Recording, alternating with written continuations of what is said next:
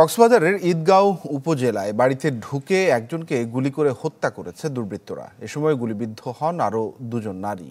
শুক্রবার রাতে ইসলামাবাদ ইউনিয়নের ফাইসাখালী এলাকায় এই ঘটনা ঘটে। নিহত হাবিবুল হুদা চৌধুরী কক্সবাজারের বৈষম্য বিরোধী ছাত্র আন্দোলনের নেতা সাদিদুল হুদার বাবা। স্বজনদের অভিযোগ, ৫ আগস্টের পর সাবেক ইউপি চেয়ারম্যান এবং আওয়ামী লীগ নেতা আব্দুর রাজ্জাকের সাথে সাদিদের কয়েকবার কথা কাটাকাটি হয়। শুক্রবার সাদিদ ও তার পরিবারের ওপর হামলা করে রাজ্জাক ও তার সহযোগীরা। এরই জেরে রাতে ফের তাদের বাড়িতে গিয়ে এলোপাতাড়ি গুলি চালায় তারা। এতে গুলিবিদ্ধ হন সাদিদের বাবা হাবিবুল হুদা, ফুপু কোহিনুর সিদ্দিকা ও খালা খাদিজা বেগম। তাদের উদ্ধার করে কক্সবাজার সদর হাসপাতালে নিয়ে আসলে মারা যান হাবিবুল হুদা।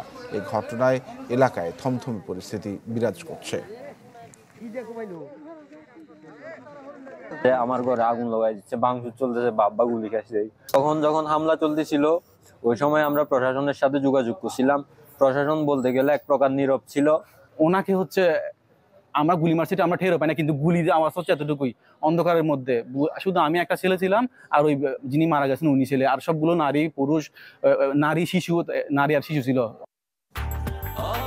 ব্রেকফাস্ট, টিফিন কিংবা স্ন্যাক টাইমে মজাদার আয়োজন মানে অল টাইম ব্রেড।